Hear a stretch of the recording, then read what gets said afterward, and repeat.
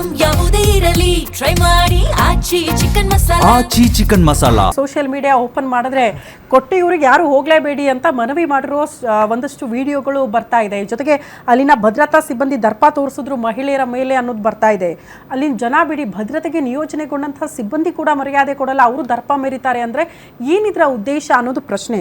At least ಬರಬಾರ್ದು ಅಂದರೆ ಅಜಯ್, ಅಂದರೆ ಕರ್ನಾಟಕದವ್ರು ಹೋಗೋದೇ ಅವ್ರಿಗೆ ಇಷ್ಟ ಇಲ್ಲ ಅಂತನಾ, ಯಾಕಿಷ್ಟು ಜನ ಬರ್ತಾ ಇದ್ದಾರೆ ಅನ್ನುವಂಥ ಇದನ್ನ, ಅಥವಾ ಅವರಿಗೆ ಶಿಕ್ಷಣದ ಕೊರತೆ ಇದೆಯಾ, ಎಜುಕೇಟೆಡ್ ಪೀಪಲ್ ಇದಾರಾ ಇಲ್ವಾ ಅಲ್ಲಿ ಅನ್ನೋದು ಪ್ರಶ್ನೆ ಇದೆ ನನಗೆ. ಮ್ಯಾಮ್ ಆಕ್ಚುಲಿ ಅಲ್ಲಿ ಏನಂದ್ರೆ ಇಷ್ಟು ಜನಸಂಖ್ಯೆಯಲ್ಲಿ ಬರ್ತಾರೆ ಅಂತ ಅವ್ರ ಎಕ್ಸ್ಪೆಕ್ಟೇಷನ್ ಇಟ್ಕೊಂಡಿರಲಿಲ್ಲ. ಅದು ಏಕಾಏಕಿ ಇಷ್ಟು ಜನ ಬರ್ತಾರೆ. ಮತ್ತೆ ಇನ್ನೊಂದೇನು ಗೊತ್ತಾ ಮ್ಯಾಮ್, ಅಲ್ಲಿ ಹೋದ ತಕ್ಷಣ ಇದು ನೀವು ಹೇಳೋದು ಅವ್ರು ಮುಜರಾಯಿಗೆ ಸೇರಿದ ಇವ್ರ ಸಂಬಂಧ, ಅಲ್ಲಿ ನಿಮ್ಗೆ ಅಲ್ಲಿ ಏನು ನೇಮ್ ಬೋರ್ಡೇ ಇಲ್ಲ.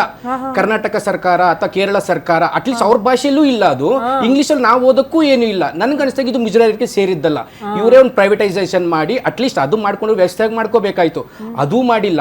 ಮತ್ತೆ ಇನ್ನೊಂದು ಏನು ಗೊತ್ತಾ ಮ್ಯಾಮ್, ಅಲ್ಲಿ ಹೋದ ತಕ್ಷಣ ಫುಲ್ಲು ಜನ ಅವರು ಮೀನ್ಸ್ ಅಲ್ಲ ಜನ ಫುಲ್ಲು ಜಾಸ್ತಿ ಬರ್ತಾರೆ, ಗೊತ್ತು ಅವ್ರಿಗೆ ಆ ಎಕ್ಸ್ಪೆಕ್ಟೇಷನ್ ಜಾಸ್ತಿ ಮೀರೋಯ್ತಲ್ಲ, ಅದು ಅವ್ರಿಗೆ ಪ್ರಾಬ್ಲಮ್. ಅದು ಮತ್ತೆ ನಾವು ಎಲ್ಲ ಕನ್ನಡದವರೇ ಇದ್ರಿ, ನಾವೊಬ್ರು ವಾಯ್ಸ್ ರೇಸ್ ಮಾಡಿದ್ರೆ ನಾವೆಲ್ಲ ಒಗ್ಗಟ್ಟಾಗ್ತಾ ಇದ್ರಿ, ಅದು ಅವ್ರಿಗೆ ಇರಿಟೇಷನ್ ಆಗಿದೆ.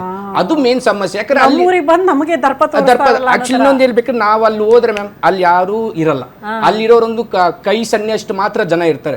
ನಾವು ಹೋದ್ರೆ ಫುಲ್ಲು ತುಂಬ್ತಾ ಇದೀರಿ, ಯಾಕಂದ್ರೆ ನಮ್ಮಲ್ಲಿ ಭಕ್ತಿ ಜಾಸ್ತಿ ಇದೆ. ಅದ್ ಮೊದ್ಲೇ ಕೇರಳ ದೇವರ ನಾಡು ಅಂತ ಕರಿತೀರಿ, ನಾವು ಸ್ವಲ್ಪ ಡಿವೋಷನ್ ಜಾಸ್ತಿ ಆಗಿರ್ಬೋದು. ಆದ್ರೆ ನಮ್ಮವರು ಬಂದಿದ್ರಲ್ಲ ಅವ್ರಿಗೆ ಅದು ತಡ್ಕೊಳಕ್ ಆಗಿಲ್ಲ.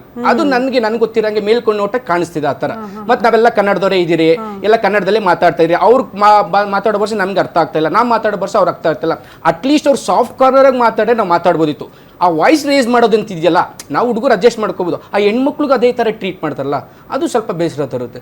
ಅದೊಂದು, ಅದು ಬಿಟ್ರೆ ಮಕ್ಳಿಗಾಗ್ಲಿ ಏನ್ ಈ ತರ ಹಿಂಗ್ ಹೋಗಿ ಸಪ್ರೇಟ್ ಆಗಿ ಹೋಗಿ ಆ ತರ ಏನೂ ಇಲ್ಲ ಮ್ಯಾಮ್. ಏನಂದ್ರೆ ಬರಬಾರ್ದು ಅಂತ ನಾನು ಹೇಳಲ್ಲ, ಬನ್ನಿ, ಆದ್ರೆ ಸ್ವಲ್ಪ ಟೈಮ್ ತಗೊಳ್ಳಿ. ಅಟ್ಲೀಸ್ಟ್ ಬರಂಗಿದ್ರೆ ಫ್ಯಾಮಿಲಿ ಬೇಡ ಅಂತ ನಾನು ಸಜೆಸ್ಟ್ ಮಾಡ್ತೀನಿ. ಫ್ಯಾಮಿಲಿ ಮಕ್ಕಳು ಅವರಲ್ಲೂ ವಯಸ್ಸಾದವರು ಎಲ್ಲ ಬೇಡ, ಬನ್ನಿ. ತುಂಬಾ ಮ್ಯಾಮ್, ನೀವು ಬೆಳಿಗ್ಗೆ 5 ಗಂಟೆಗೆ ಓಪನ್ ಆಗುತ್ತೆ ಮ್ಯಾಮ್, 5 ಗಂಟೆಗೆ ಒಂದ್ಸತಿ ಪೂಜೆ ಆಗುತ್ತೆ, 12 ಗಂಟೆಗೆ ಒಂದ್ಸತಿ ಪೂಜೆ ಆಗುತ್ತೆ, 5:30 ಒಂದಾಗುತ್ತೆ, ತಿರ್ಗಾ ಮಿಡ್ ನೈಟ್ ಆಗುತ್ತೆ. ಪೂಜೆ ಕೈಂಕರ್ಯಗಳು ಪ್ರತಿಯೊಂದು ಅದು ಏನೇನು ಟೈಮ್ ನಡಿಬೇಕು ಭಕ್ತಿ ಶ್ರದ್ಧೆಯಿಂದ ತುಂಬಾ ನಡೆಯುತ್ತೆ ಮ್ಯಾಮ್. ಅದ್ರ ಬಗ್ಗೆ 2 ಮಾತು ಮಾತಾಡೋಕೆ ಇಲ್ಲ.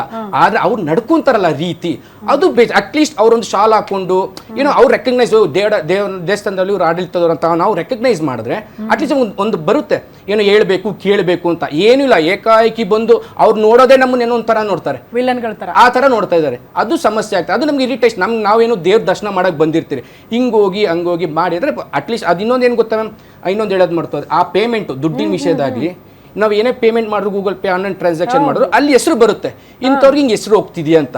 ಅವ್ರು ಏನ್ ಮಾಡಿದ್ರೆ ಅಂದ್ರೆ ಅಲ್ಲಿ ಆನ್ಲೈನ್ ಟ್ರಾನ್ಸಾಕ್ಷನ್ ಏನೂ ಇಲ್ಲ, ಬರೀ ಕ್ಯಾಶ್. ನೀವು ಪ್ರಸಾದ ಏನೋ ಚಿಕ್ಕದಾಗ ಒಂದು ಕೊಡ್ತಾರೆ, ಅದು ನೀವು ಅಲ್ಲಿ ಕ್ಯಾಶ್ ಮೀನ್ಸ್ ಆನ್ಲೈನ್ ಇಲ್ಲ, ಬರೀ ಕ್ಯಾಶೇ.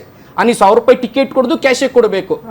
ಅದು ಇವಾಗ ನಮ್ಗೆ ಇವಾಗ ಆನ್ಲೈನ್ ಮಾಡಿದ್ರೆ ಇವಾಗ ಯಾರಿಗ್ ಹೋಗುತ್ತೆ ಅಂತ ಒಂದು ಗೊತ್ತಾಗ್ಬೇಕಲ್ಲ ನಮ್ಗೆ, ಇಲ್ಲ ಗೌರ್ಮೆಂಟ್ಗೆ ಹೋಗುತ್ತಾ ಇಲ್ಲ ಇವ್ರಿಗೆ ಹೋಗುತ್ತಾ, ಅದು ಏನು ಕ್ಲಾರಿಟಿ. ಅಲ್ಲಿ ಏನಂದ್ರೆ ಗೊತ್ತಾ ಮ್ಯಾಮ್, ಅಂತ ವೈಟ್ ಇದೆ, ಅದು ಬ್ಲ್ಯಾಕ್ ಕಲರ್ ತರ ಆ ತರ ಆಗ್ತಿದೆ. ಅದು ದುಡ್ಡಿನ ವಿಷಯದಿಂದ ಹಿಡ್ದಾಗ್ಲಿ, ಮತ್ತೆ ಅಲ್ಲಿರೋ ಅಷ್ಟೇ ತೀರ್ಥನೂ ಅಷ್ಟೇ ಕೊಡ್ತಾರೆ. ಅದೇನು ಒಂದ್ ಜಾಗದಲ್ಲಿ ಕೊಡಲ್ಲ, ಎಲ್ಲ ಕಡೆನೂ ಕೊಡ್ತಾ ಇಲ್ಲ, ಒಂದೇ ಜಾಗದಲ್ಲಿ ಕೊಡ್ತಾರೆ, ಅದು ಒಬ್ಬರೇ ಕೊಡ್ತಾರೆ, ಅಲ್ಲಿ ರಶ್ ಆಗುತ್ತೆ, ಅಲ್ಲಿ ನುಗ್ಗ ಆಗುತ್ತೆ. ಇದು ಪ್ರಾಬ್ಲಮ್ ಆಗ್ತಾರೆ. ಅದು ಎಷ್ಟು ಗಂಟೆಗೆ ವಿನೀತ್, ಇವತ್ತು ನಾನು 5 ಗಂಟೆಗೆ ಓಪನ್ ಅಂತ ಹೇಳಿದ್ರು ದೇವಸ್ಥಾನ, ನಾವು ಅರ್ಲಿ ಮಾರ್ನಿಂಗ್ ಹೋಗಿ ಕ್ಯೂ ಅಲ್ಲಿ ನಿಂತ್ಕೊಳ್ತೀವಿ ಅಂದ್ರೆ ಎಷ್ಟೊತ್ತಿಗೆ ನಮ್ಗೆ ದರ್ಶನ ಸಿಗ್ಬೋದು, ಎಷ್ಟು ಅವರ್ ಕಾಯ್ಬೇಕಾಗುತ್ತೆ ಅಂದ್ರೆ ಇವಾಗ ನಾರ್ಮಲ್ ಮಂಡೇ ಇಂದ ಥರ್ಸ್ಡೇ ವರ್ಗೂ ಅಷ್ಟೊಂದು ಕ್ರೌಡ್ ಇರಲ್ಲ, ನಾರ್ಮಲ್ 1 hour 2 hour ಆಗುತ್ತೆ.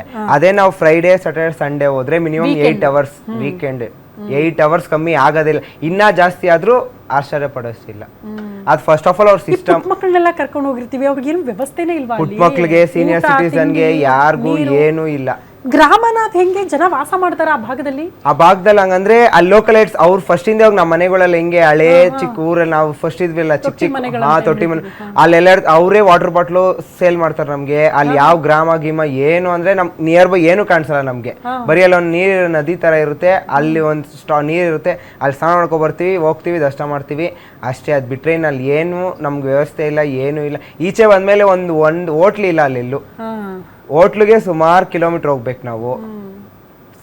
ಎಷ್ಟು ಕಷ್ಟ ಅಂದ್ರೆ ಅಷ್ಟು ಕಷ್ಟ ಆಗ್ಬಿಡುತ್ತೆ. ಆಮೇಲೆ ವಾಟರ್ ಫೆಸಿಲಿಟೀಸ್ ಇಲ್ಲ. ಅಟ್ಲೀಸ್ಟ್ ಯಾರಿಗಾದ್ರೂ ಏನಾದ್ರು ಆಯ್ತು ಅಂದ್ರೆ ಹಾಸ್ಪಿಟ್ಲು ಅಥವಾ ಆಂಬುಲೆನ್ಸ್ ಏನೂ ಇಲ್ಲ ನಿಯರ್ ಬೈ ಅಲ್ಲಿ. ಮೆಡಿಕೇಶನ್ ಅಂತೂ ಕೇಳಂಗೆ ಇಲ್ಲ ನಾವು. ಅಟ್ಲೀಸ್ಟ್ ಒಂದು ಜಾಗದಲ್ಲಿ ಹಾಕಿದ್ರೆ ಏನೋ ಗಾಯ ಆಯ್ತು, ಬಿದ್ರು ಅಥವಾ ಏನೋ ಒಂದು ಪ್ರೆಗ್ನೆಂಟ್ ಲೇಡೀಸ್ ಬಂದಿರ್ತಾರೆ ಅಥವಾ ಏನೋ ವಯಸ್ಸಾದವ್ರು ಬಂದಿರ, ಅಟ್ಲೀಸ್ಟ್ ಏನೋ ಒಂದು ಹೆಚ್ಚು ಕಮ್ಮಿ ಆಯ್ತು ಅಂದ್ರೆ ಅಲ್ಲಿ ಮೆಡಿಕೇಶನ್ ಮಾಡೋಕ್ಕೂ ಒಂದು ವ್ಯವಸ್ಥೆ ಇಲ್ಲ.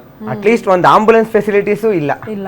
ಒಂದ್ ಆಂಬುಲೆನ್ಸ್ ತಡಿ ಒಂದ್ ಗ್ಲೂಕೋಸೋ ಏನೋ ಒಂದು ಅವ್ರಿಗೆ ಆ ಟೈಮಲ್ಲಿ ಕೊಟ್ರೆ ತುರ್ತು ಚಿಕಿತ್ಸೆನೂ ಏನೂ ಇಲ್ಲ ಅಲ್ಲಿ. ಯಾರೇ ಹೆಚ್ಚು ಕಡಿಮೆ ಆದ್ರೂ ಏನು ಜೀವ ಗ್ಯಾರಂಟಿ ಇಲ್ಲ. ಆ ಗ್ಯಾರಂಟಿ ಎಲ್ಲ ಬರೋದೇ ಇಲ್ಲ ಮನೆ ಕಡೆಗೆ.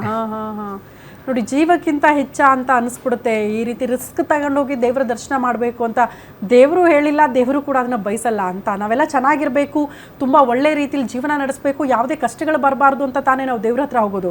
ದೇವ್ರ ಹತ್ರ ಹೋಗೋದಕ್ಕೆ ಕಷ್ಟ ಪಡ್ಕೊಂಡು ಹೋಗ್ಬೇಕು, ಜೀವ ಪಣಕ್ಕಿಟ್ಟು ಹೋಗಬೇಕು ಅಂತ ಅಂದ್ರೆ ಬಹಳ ಕಷ್ಟ ಆಗೋಗುತ್ತೆ ಅಂತ. ರಜತ್ ಗುರುಗಳೇ, ಸಪೋಸ್ ಈಗ ಶಿವನ ದೇವಸ್ಥಾನಕ್ಕೆ ಹೋದ್ರೆ ಇಲ್ಲಿ ಆಗೋ ವಿಶೇಷ ಪೂಜೆ ಪುನಸ್ಕಾರಗಳು, ನೀವು ಹೇಳಿದ್ರಿ ಆ ಸ್ಥಳಕ್ಕೆ ಹೋದಾಗ ಒಂದು ಪವರ್ ಬೇರೆ ಇರುತ್ತೆ ನಮಗೆ ಅಂತ, ಆಗೋ ಬದಲಾವಣೆಗಳು ಅರಿವಿಗೆ ಬರುತ್ತಾ ಅಂತ? ಖಂಡಿತ. ಈಗಂದರೆ ಅಲ್ಲಿ ನಿಮ್ಮ ಮನಸ್ಸಿಗೆ ಸಂಬಂಧಪಟ್ಟಾಗೆ ನಿಮ್ಮಲ್ಲಿ ಅದು ಗೊತ್ತಾಗಬೇಕು. ಮಂತ್ರಗಳ ಶಕ್ತಿ ಆಗಿರ್ಬೋದು, ಆ ಒಂದು ಸ್ಥಾನದಲ್ಲಿ ಮಹಿಮೆ ಇರುತ್ತೆ. ಈಗ ನೋಡಿ, ಸಾಮಾನ್ಯವಾಗಿ ಯಾವುದೇ ಒಂದು ವ್ಯವಹಾರ ಆಗಬೇಕಂದ್ರೆ ನೀವು ತಿರುಪತಿಗೆ ಹೊರಟು ಬನ್ನಿ, ಖಂಡಿತ ಆಗೋದು. ವರ್ಷಕ್ಕೆ ಸಾಮಾನ್ಯವಾಗಿ ವ್ಯವಹಾರ ಮಾಡೋಂಥವ್ರು ಪ್ರತಿ ತಿಂಗಳು ಹೋಗೋರಿದ್ದಾರೆ. ಆದರೆ ನಾನು ಪ್ರತಿಯೊಂದು ದೇಗುಲದಲ್ಲೂ ಅಷ್ಟು, ಅದರಲ್ಲಿ ಶಿವನ ದೇವಸ್ಥಾನದಲ್ಲಿ ಒಂದು ಉದ್ಭವ ಮೂರ್ತಿ ಇರೋದ್ರಿಂದ ಆ ಕ್ಷೇತ್ರಕ್ಕೆ ಹೊರಟು ಬಂದರೆ ಖಂಡಿತ ಒಂದು ಒಳ್ಳೇದಾಗುತ್ತೆ. ಹಂಗನ್ಬಿಟ್ಟು ನಾವು ಅಲ್ಲೋಗಿ ಪಾಪ ಇಷ್ಟೊಂದು ತೊಂದರೆ ಮಾಡಿಕೊಂಡು ಅಲ್ಲಿ ಪಾಪ ಹೆಣ್ಮಕ್ಳನ್ನ, ಎಳೆ ಮಕ್ಕಳು ವಾಪಸ್ ಬರ್ತೀನಿ.